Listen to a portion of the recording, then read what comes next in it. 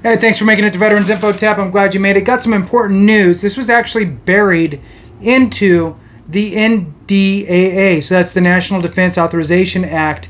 This was signed by the President December 23rd of 2022, and this information that I'm going to share with you, there is a deadline to file or make any changes to this veterans benefit.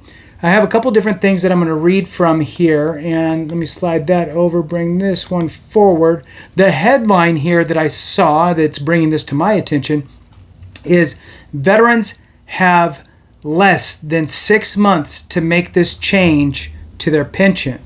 Now, I wanted to read a little bit of this and kind of give you some insight. First, I'm going to give you kind of the backdrop with the NDAA. This information came out on July 10th, and on the, let's see, where did I get this one from? Can't remember. I pulled it up in a little snapshot from, I want to say, one of the Congressional sites. In any case, the NDAA 2023 Survivor Benefit Plan open season states here, Congress provided a Survivor Benefit Plan open season in 2023 National Defense Authorization Act signed by the President on December 23rd, 2022. The SBP open season begins on December 23rd, 2022 and ends January 1st, 2024. So not a lot of time left is the big picture here. And there's an article that I wanted to read to you just to give you a little more insight on this. So in 2023, veterans can change, this is the article, and it's on msn.com under their money, retirement, and veterans kind of section. And it says here again, in 2023, veterans can change their spousal survivor benefits so their loved ones receive a pension after the retiree dies. It's the first and for now only year such change is possible. So that's an important piece there to understand. And again, it expires in about 6 months. Qualifying service members are often, qualifying service members are offered a chance to enroll in the Survivor Benefit Plan, which offers spouses and sometimes their children a pension of up to 55% of the veteran's retirement pay. The inflation-adjusted payment is provided through the surviving spouse's lifetime or until the child reaches a maximum age. As we continue on here, it says, prior to 2023, veterans' decisions were permanent, but this year they will have an opportunity to opt in or opt out. The Survivor Benefit Plan is a good benefit, said Kurt Sheldon, a certified financial planner at the C.L. Sheldon and Company, a financial planning firm with specialization in active and retired military members. The two greatest perks, the benefit is adjusted for inflation, which helps keep up with the rising costs of goods and services, and it supports longevity, since the spouse will get this benefit for as long as he or she lives, Sheldon said. Enrolled members pay 6.5% of their retirement pay into this fund for the Survivor Benefit Plan. Some veterans choose not to enroll, as similar to other insurances. It isn't guaranteed the spouse will ever use it. If the spouse dies first, the veteran's contributions to the plan are forfeited. So it's really, you're hedging your bets, right?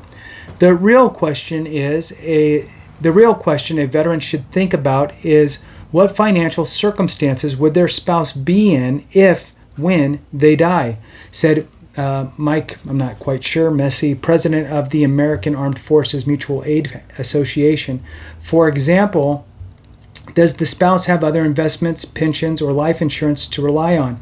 And how does the Social Security subsidize those retirement assets? If they don't have outside investments and they don't have insurance and their spouse doesn't have his or her own programs or other funds, then that's when revisiting their survivor benefits during open season should be considered.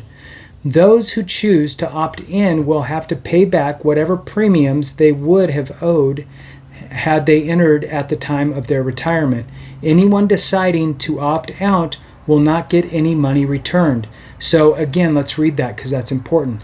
Those who choose to opt in will have to pay back whatever premiums they would have owed had they entered at the time of their retirement. So if you were retired for 10 years, 20 years, 30 years, and now you're just now deciding to opt in, I'm assuming that's what they're saying here, you would have to make up all of those years in order to catch that up. Now, if it's only been a couple years, then it's only a couple years. Veterans will not be able to change who the beneficiary is during this period, such as if they choose their spouse initially but would rather their children be the named benefactor, Sheldon said. The deadline for the change is at the end of the year, though it will take the veteran time working with the Defense Finance Accounting Services to learn how much they will owe to opt in.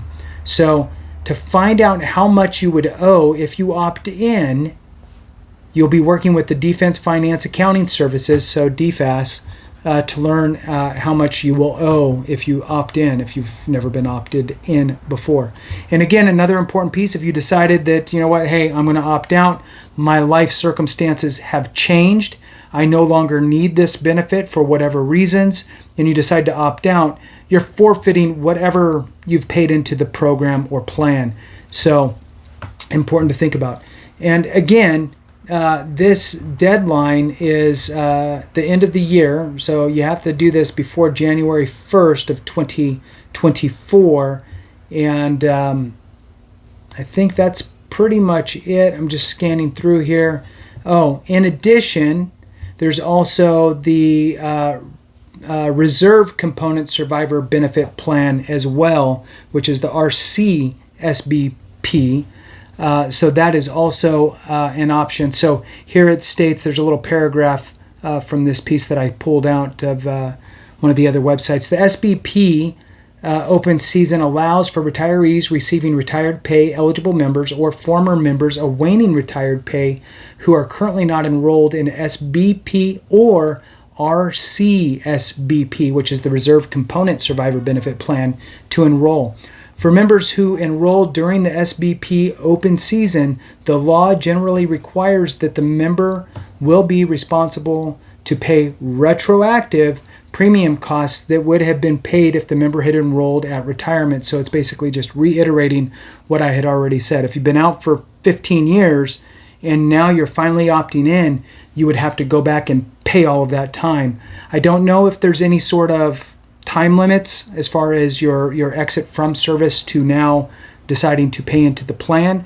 Again, you'd want to work with DFAS on that and go from there. So again, you have the deadline till the end of the year. So if this is something you're considering, please take advantage. Have a great one. And remember, if we don't take care of each other, something went wrong.